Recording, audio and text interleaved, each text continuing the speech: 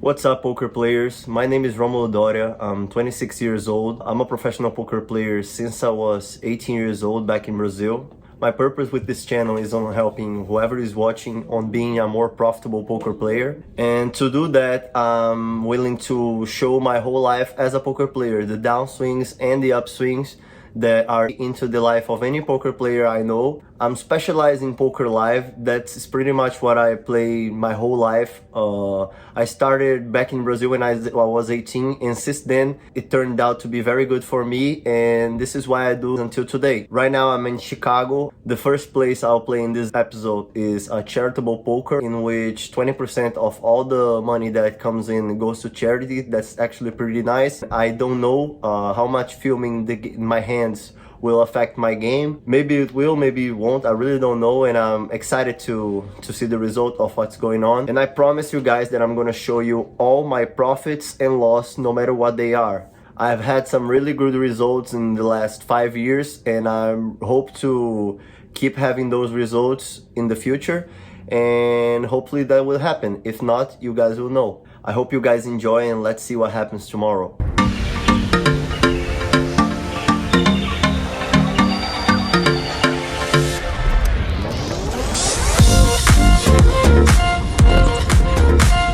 7 p.m. of a Saturday, I get into the 1-2 game with 300.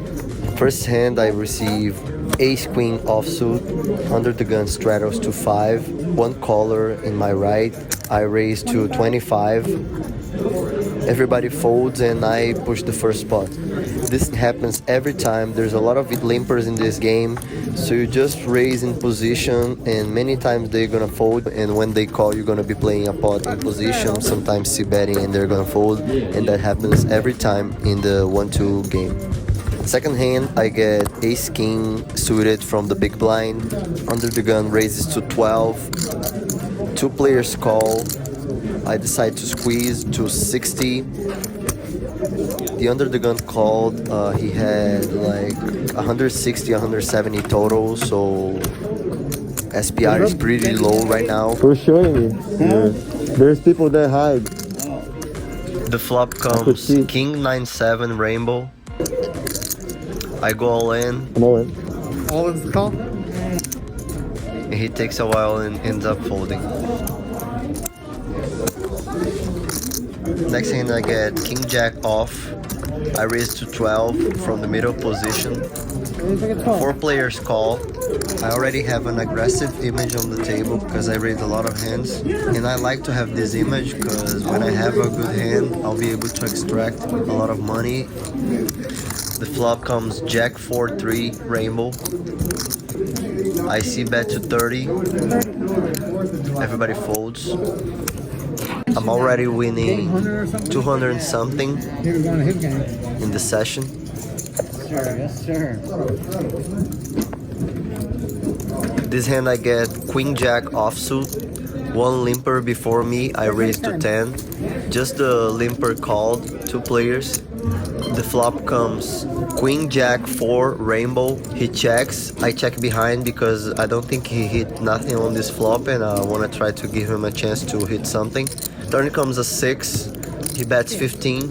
I just call to try to extract a lot on the river. River comes at 8. 10-9 gets there, but I don't think he has it. He checks. I raise to 30. Then he says it's time to go home now and go all in.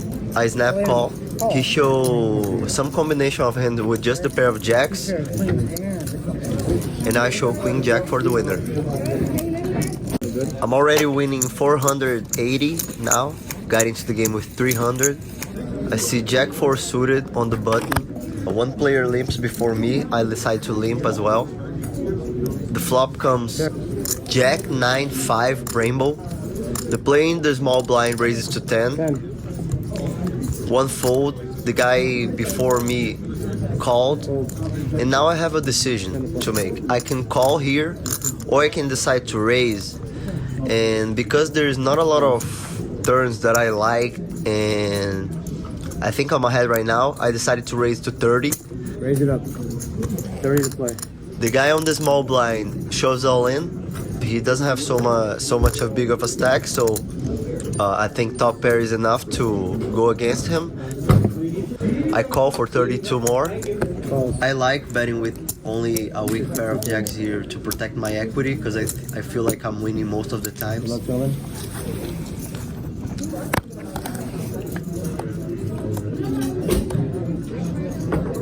He shows pair of nines with queen nine, and I show the pair of jacks, and I take the pot. 3 hours and 57 of game now. I'm winning around 550. I get pocket nines from the hijack on this hand. Under the gun straddles to 5. There's one call on my right. I raise it 16. I get 5 calls. 6 players. The flop comes 10, 8, 6, rainbow. They check to me. I think I'm winning here. I raise to 35. The player in my right is the only one who calls. Turn is good for me, is a 6. I think I'm still ahead. To protect my equity, I rather raising here than to just check. So I bet half of the pot again.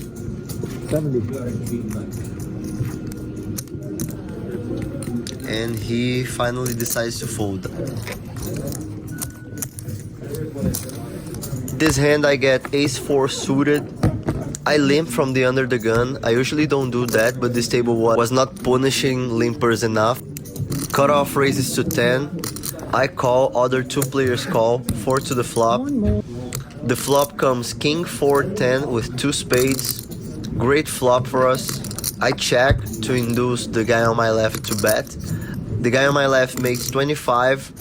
1 player calls, and I'm gonna usually play aggressively here, but I wanna make a size that on the turn I can make them fold. So I choose a smaller size here because I really believe I'm playing for the ace, for the 4, and for the spades.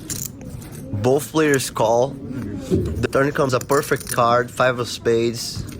I keep betting 100. If I hadn't hit the flush, I would probably bet higher here. Now I want to extract value from lower flushes, maybe flush draws with the queen, so I make it 100. The guy on my left calls. The river comes another spades, and when I was about to go all in, he kind of showed like he was about to go all in too. So I made a mistake of believing him and checking so he could shove. And unfortunately, when we checked, he checked back and I didn't extract total value from him. It was a mistake that I have to learn with it.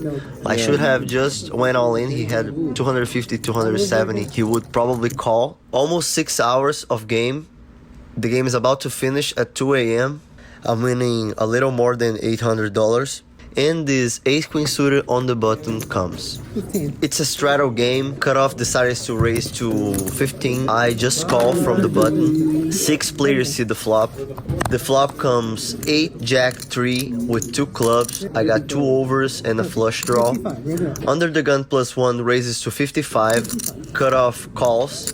And I'm sure I'm gonna call here, but I don't want to make that too obvious. There might be people with lower flush draws than mine that I don't want to scare them away, so I just call.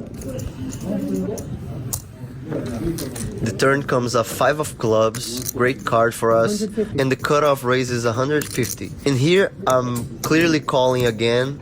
I'm nuts, but I want to open up space for the guy on my right to bluff.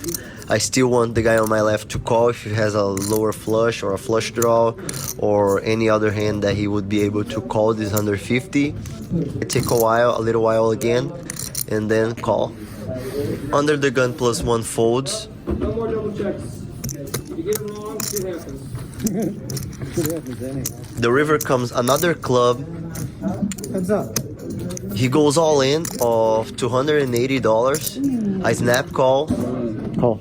He shows only top pair with the king jack, and I show the ace queen suited and push one of the biggest spots of the night in the end of the night. Gonna have to take another picture, sir. Now it's time to put the chips in the rack and take it home.